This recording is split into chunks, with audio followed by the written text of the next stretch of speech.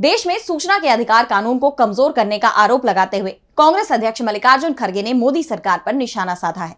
इसके साथ ही इस मुद्दे को संसद में भी उठाने की बात कही है। तो क्या कुछ कहा खड़गे ने, आइए देखते हैं इस रिपोर्ट में।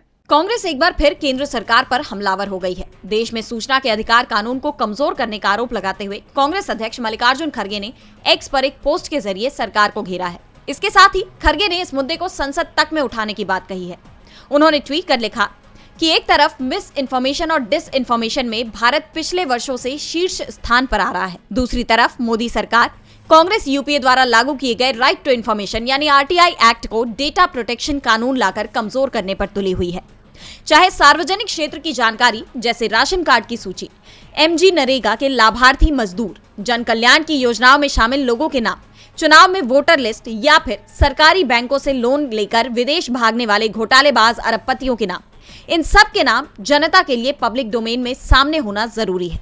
बता दें कि खड़गे यही नहीं रुके। उन्होंने आगे कहा कि मोदी सरकार डेटा प्रोटेक्शन के नाम पर आरटीआई को कमजोर कर रही है, जिससे ऐसे नाम अब सार्वजनिक नहीं हो पाएंगे।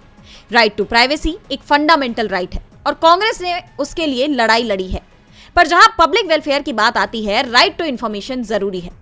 खड़गे ने बताया कि कांग्रेस की आरटीआई में भी राइट टू प्राइवेसी का ध्यान रखा गया था, पर इसका मतलब ये नहीं कि लाभार्थी की सूची या घोटालेबाजों के नाम सार्वजनिक ना किए जाए।